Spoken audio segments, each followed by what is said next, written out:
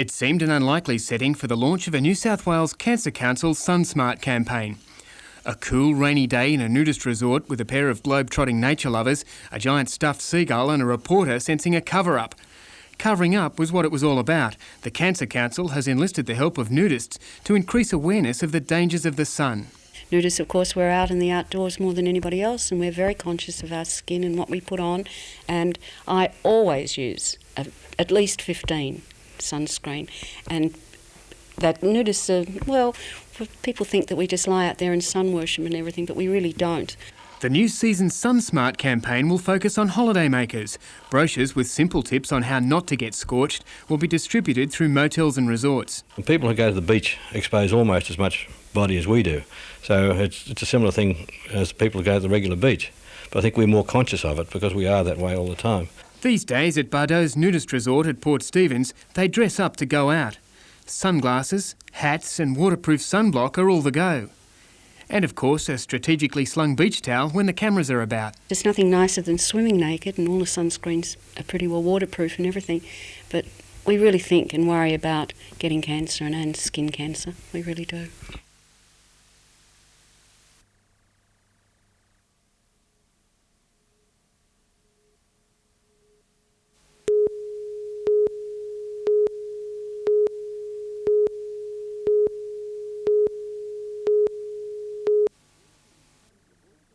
The Port Stephens Council devotes more than $13 million of its annual budget to recreational services, parks, open space and sports fields.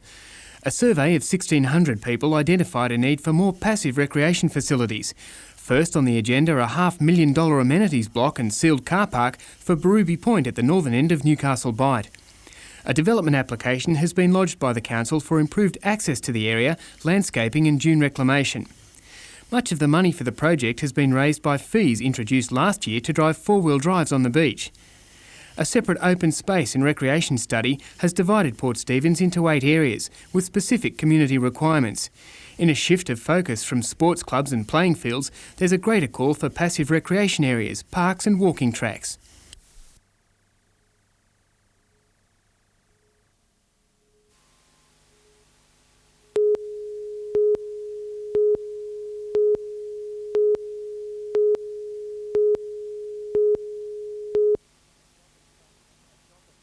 A chopper crash landing into the water is a nightmare scenario. For survival, proper training a must.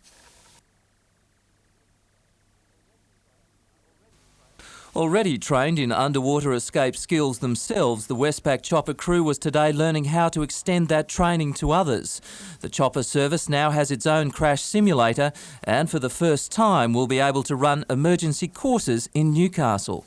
So we try to throw in as many variants as possible, things like doors getting jammed, seatbelts getting jammed up, and things that we hope don't normally happen, but that could happen. The odds are they'll never need these skills, but they say it's best to be prepared.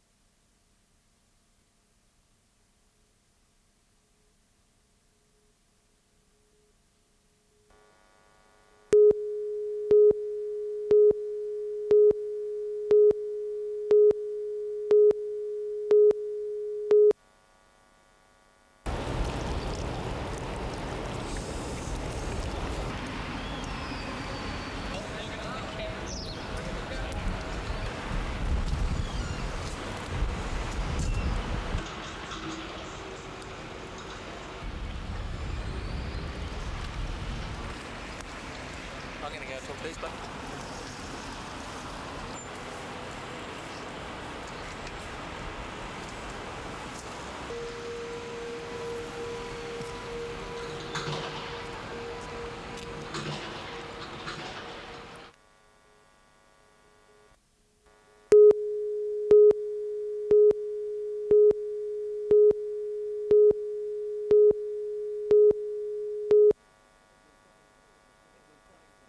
It was day 2 of a picket for printers outside the Herald office. Clerks joined the strike this morning. The journalists and photographers last night decided not to cross the printers' picket line.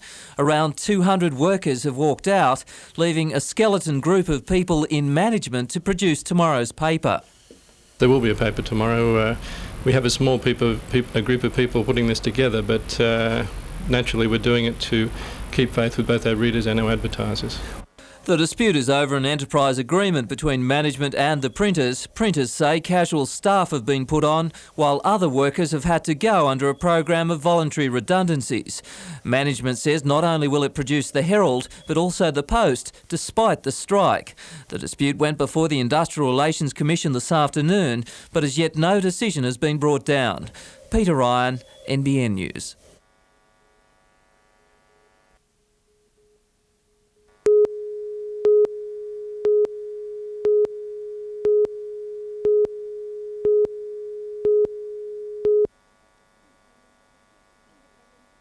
Independence is a precious commodity people with disabilities have often been deprived of. The purpose-built home, costing over $360,000, features 5 bedrooms with a communal lounge, kitchen, laundry and bathrooms. 5 people will be given a new start in life early next year and receive 24-hour care for the first 6 months and then work towards becoming independent in their shared accommodation. We have people in the community who don't have good housing. They are people who deserve better than what they're getting, and let's hope that this is the start of being able to house people in a proper manner as they should be and should have been for years. Those who helped the project become a reality see today as a real victory. It's really important for the handicapped. David Hughes added that this house is more than a building. It represents the pride of Port Stephens in looking after its own. Heather Stewart, NBN News.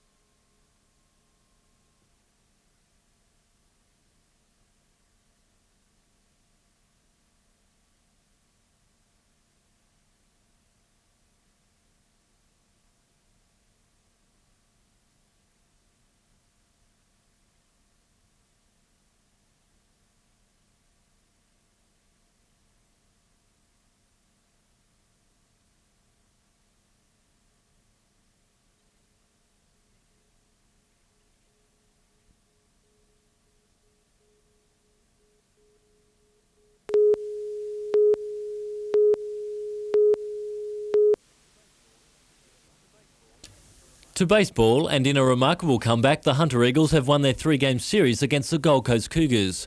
The Eagles lost their first game on the Gold Coast by a record margin of 26-3. But last night, the Eagles won the second game 4-2 before taking the series with an 11-5 win in the third. But it hasn't been all good for the region's national teams, with the Breakers going down by a goal against Canberra. Australian captain Paul Wade was the destroyer, scoring a hat-trick. Sydney sailor Glenn Burke was unrivalled on the water, winning both heats today following his clean sweep yesterday.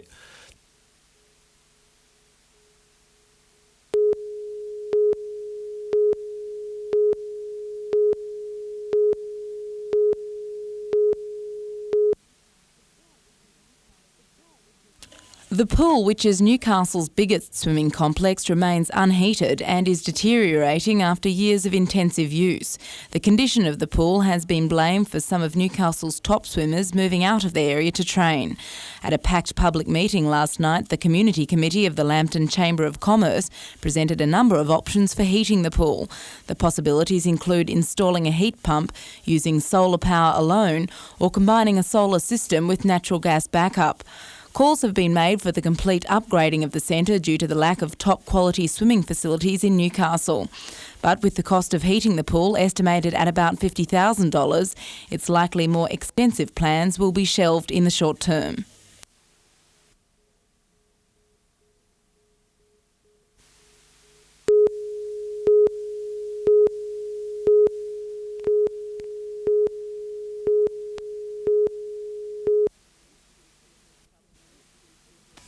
This year's Business Club Award was a tribute to teamwork, a recognition not only of business achievements but of the hours of unpaid toil and endeavour for the less fortunate.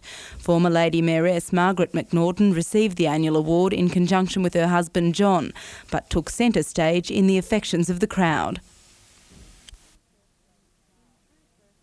In true First Lady style, Mrs McNaughton played down her own contributions, deferring to the achievements of her husband and Newcastle's core of volunteer workers.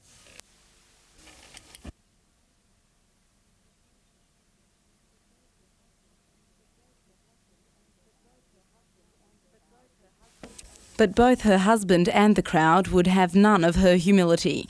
The business club recognised the huge role Mrs McNaughton carved out for herself as Lady Mayoress, working beside her husband through Newcastle's good and bad times over the past decade.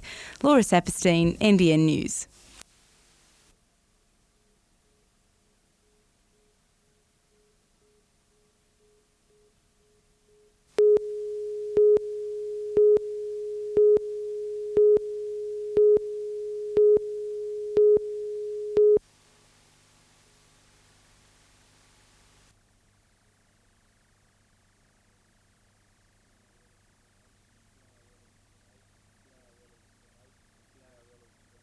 The ARL have openly said that the Knights' position is assured in the sense that they are an integral and extremely important part of the ARL competition and rugby league in general. We have been assured privately and publicly, it's been stated by Ken Arthurson, that that position will be respected and ensured.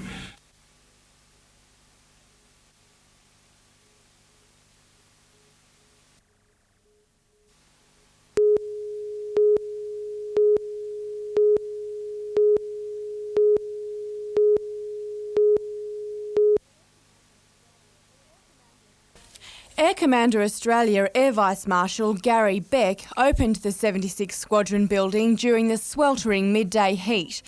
The squadron has a distinguished history. It was the first British Commonwealth squadron to land on Japanese soil and attained many other battle honours during World War II. It has been disbanded and reformed several times. In 1989 it became Australia's introductory fighter training squadron. They're fulfilling a very important role in preparing fighter pilots for the F-18 Hornet and the F-111 at Amberley, but as well they maintain the interface between the fighter in the ground attack role and the ground troops. The $2.8 million headquarters at Williamtown will be the base for 50 personnel.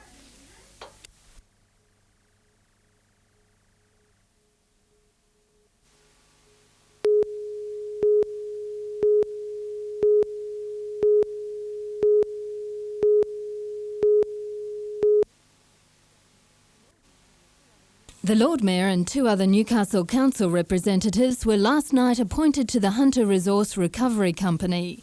It's planned they'll work together with representatives from Lake Macquarie, Maitland and Cessnock councils to develop curbside recycling for the region. Tenders will be called for the job.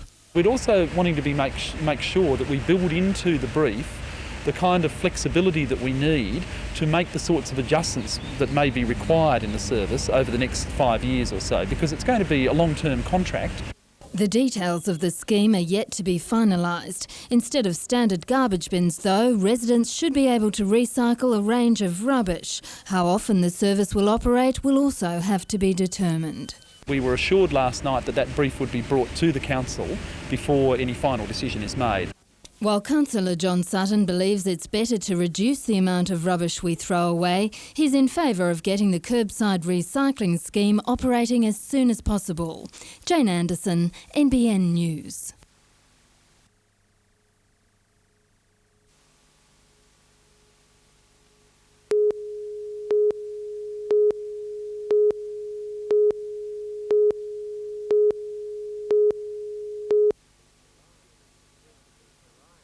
Recently, Orion Energy combined forces with Sydney Electricity to form Metro North Electricity. A second change will see the combined companies forming a renewable energy business in Newcastle. That'll mean people living in remote areas of the Hunter will be able to choose between a wide range of economically viable energy sources. From wind-generated electricity to solar power, the latest technology is about to become a reality. Executives say it's just in time.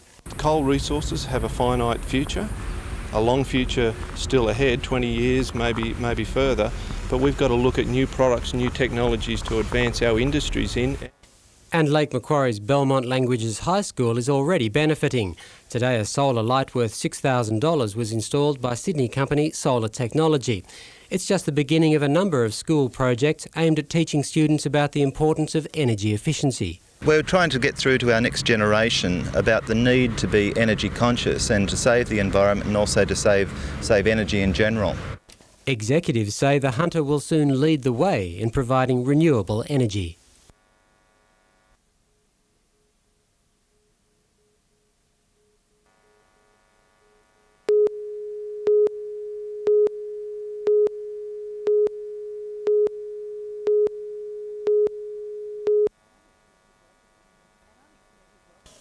An unexpected welcoming committee for the Premier today in Newcastle for a good news visit to open an investment centre. Looking just a little ruffled in the Labor heartland, Mr Carr was well and truly on the back foot.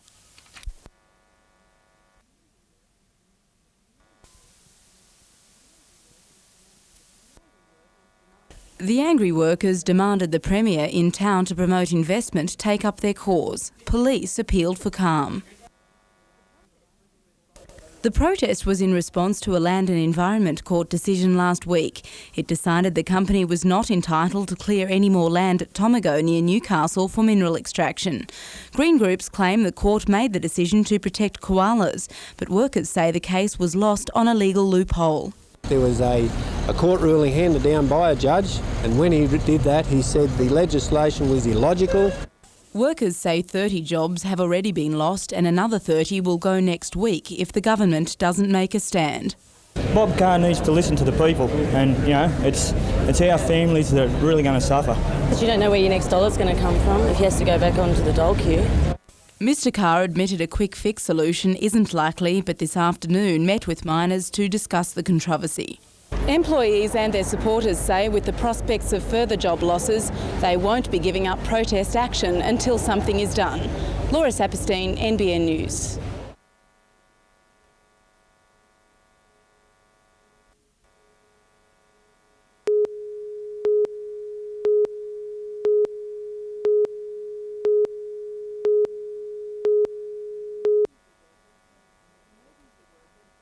Emergency workers say it's a miracle either driver escaped with their lives.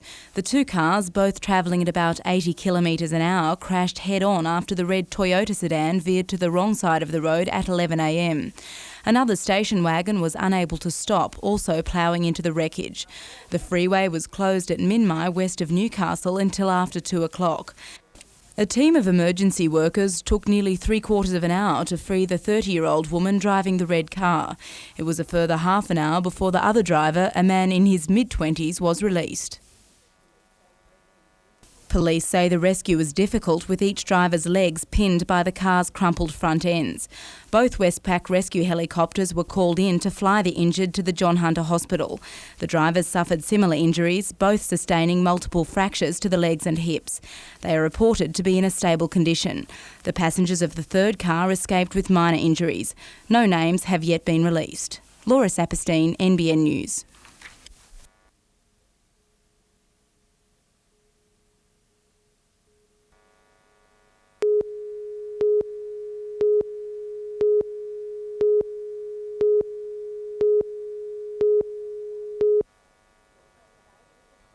Well, David was in the boat, cleaning his boat out, and the petrol spilled and went all over his legs and must have exploded, of course, and he was screaming out for help.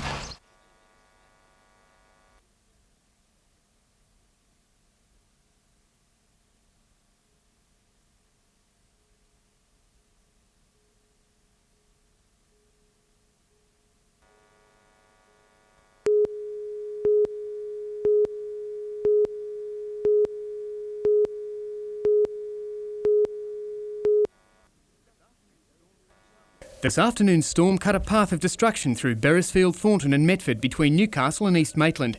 Lightning strikes were a prelude of nature's fury. Winds of up to 120 kilometres an hour uprooted trees and dumped them onto houses, cars, streets and paddocks. Yesterday it was out in hail. That was nothing compared to today. At Metford, across the way from yesterday's storm at East Maitland, residents could not believe the extent of the damage when they emerged from their homes when the storm subsided. Uprooted trees were dumped onto houses, crushing roofs and causing damage that could run into millions of dollars. Cats now running around everywhere scared. And the tree went down out the back, broke the fence out the back, and then this one came down on the side of the house. Mum was panicking, it was pretty scary. In Chidley Close, Eddie Mahoney could only watch as a tree wiped out his car. I don't think I'll be driving anywhere now. Very lucky. Parked cars were crushed where they stood.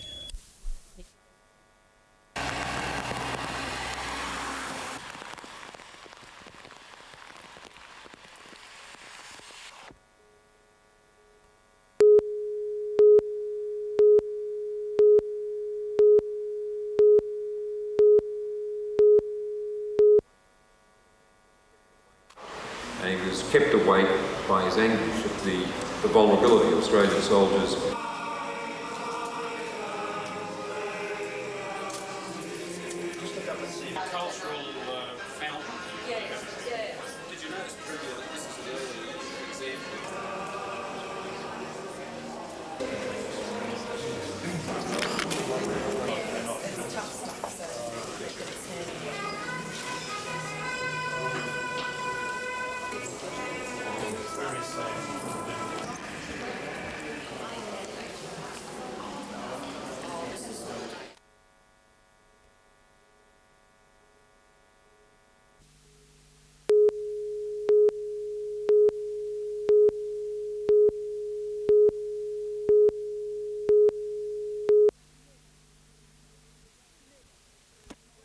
Emergency crews worked around the clock from East Maitland to Thornton, clearing the rubble from the destructive storms. Backup was sought from as far away as Sydney. The calls started coming in as soon as the storm broke, and emergency crews still haven't stopped. They braved the torrential rain and top winds, reaching almost 120 kilometres an hour, to help residents and motorists. Victims of the storm's wrath felt at its worst around 3:30 p.m. Trees were uprooted and crashed onto the roofs of houses and parked cars. Families were devastated to see the damage, but grateful to be alive. Jennifer Rolls could only watch as a crane lifted a giant gum from the lounge room of her 1-year-old Ashtonfield house. Her husband had just finished the landscaping. She says the disaster will take months to sink in. But we are lucky because my daughter could have been killed, and that's the main thing. Nothing else is as important. As darkness approached, more and more destruction was uncovered. Everyone amazed at the number of near misses. This would have been the worst storm activity in the Maitland area in history. While the storm lasted only a few minutes, its effect will be long felt by those who have lost home and property. It's estimated the damage will take months to repair. Heather Stewart, NBN News.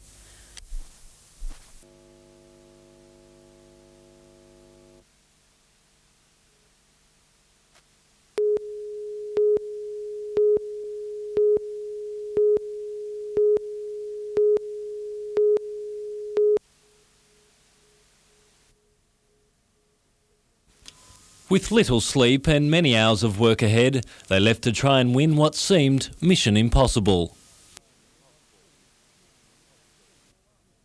A small army of volunteers attacked the mountain of debris left by the storm. Trees had crashed through homes and yards ruined by fierce winds. Recruits had to be called to try and cope with the workload. Rather chaotic, we still have a lot of work to do. But even they weren't enough to deal with the more than 300 call-outs, many residents forced to cope on their own. But the Wheeler family didn't know where to start on their house at Metford near Maitland. They were to move in after Christmas. It just built gradually and then bang, all hell busted loose, and then we were running for our lives. There was so much electricity in the air, the lightning was all around us. There was lightning, the torrential rain. The rain was that hard and driving through the house, it was stinging.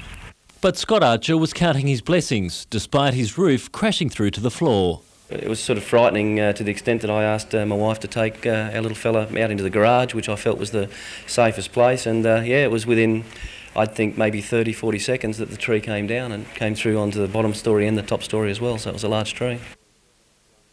As the clean-up continues, the insurance bill continues to rise. Emergency services are now hoping they'll get some help from the weekend weather. Richard O'Leary, NBN News.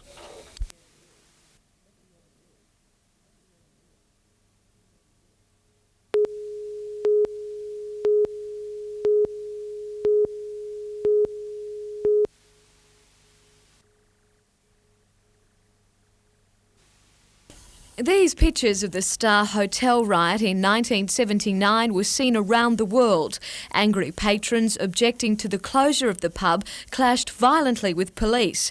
It was said the pub would never be reopened.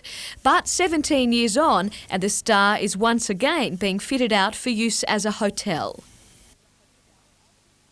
It will open this weekend, its new owners confident it can once again be the centre of Newcastle's nightlife. What we're hoping to do here is give Newcastle a really nice, comfortable venue that they can come into and just enjoy the venue, the atmosphere, and particularly the music that we'll provide for them. But to make that happen, Gary Clark and his two partners have had to repair the interior of the building, which was gutted by a fire on Christmas Day 2 years ago. A fire-breathing act in the then restaurant went horribly wrong, setting the ceiling alight. Mr. Clark admits the hotel has had a checkered history, but says that's just part of its attraction. We think the reputation that the Star Hotel had, probably more for the good times than anything else, will bring them back into it. Its infamy, I think, will help. And if all goes to plan, then this once infamous hotel will be expanded. The owners are also keen to renovate a neighbouring restaurant which has been vacant for some time. Jodie McKay, NBN News.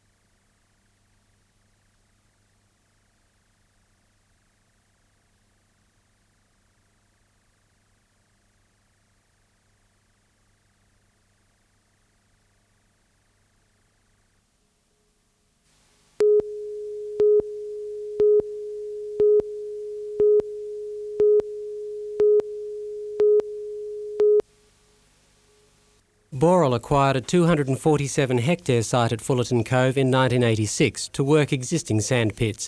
It lodged a development application a year ago to extend its operations further into the site. A public inquiry into the proposal began today.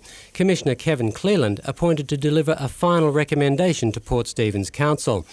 Introducing the plans, David Brigden for Boral said the company hoped to clear and mine 44.5 hectares of land, extracting nearly 6 million tonnes of sand over 10 years or more. Representatives of the Environment Protection Authority and the Department of Mineral Resources lent their general support to the proposal today. Not so the Maitland Greens. Spokeswoman Jan Davis telling the inquiry the destruction of the Cove's woodland system threatened the biodiversity of the area. We're looking at this issue from a regional approach. You know, we're looking at the whole area. We're saying that this is one more stab in the back for endangered species. It's just a cumulative approach and we've just got to fight it. Late today, the inquiry shifted outdoors. Commissioner Cleland taking a less formal approach in an inspection tour of the mine site and its surrounds. The hearing winds up tomorrow. Other environmental groups and local residents have the morning to argue against the Boral proposal. The company putting forward its case in the afternoon. Ian Cameron, NBN News.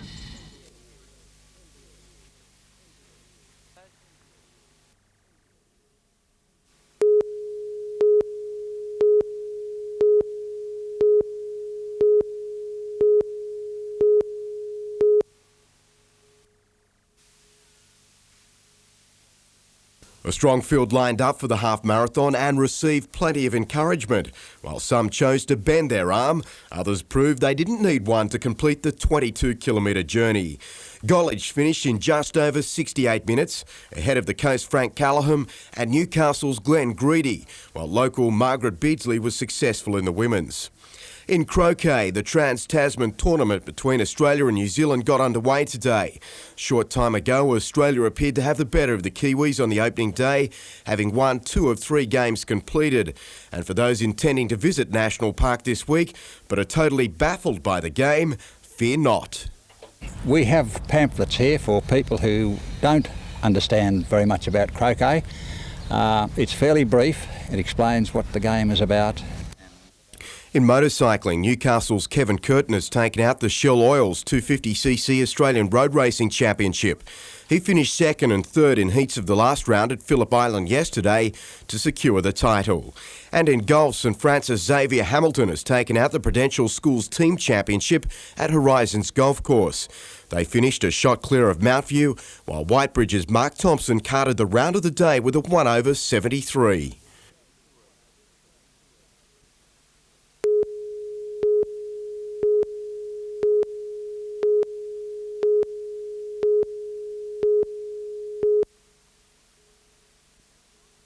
The Stronach Group is well known in the Hunter region. For 72 years it's built industrial, commercial and large residential developments. Now the company is set to build project homes. It's teamed up with Queensland company Dixon Homes to meet what Keith Stronach sees as a need in the market. At the moment there's only Federation and Colonial that I can see, and architecturally designed homes. What we're providing is a modern, architecturally designed home at an affordable price. For the last 2 years, Dixon Homes has won the Australian Home of the Year award. Its houses priced between $70,000 and $230,000. Mr Stronach believes they're ideal for land at Greenpoint, Pinny Beach and the new subdivision of Fletcher. While other home builders have collapsed in recent times, Mr Stronach says the partnership between Dixon Homes and the Stronach Group will remain secure. Hopefully giving some people some security to know that their home will be finished. There's no doubt that we won't be around at the end of the day. The first display homes will be built at Elibana and will be opened by June next year. Jodie McKay, NBN News.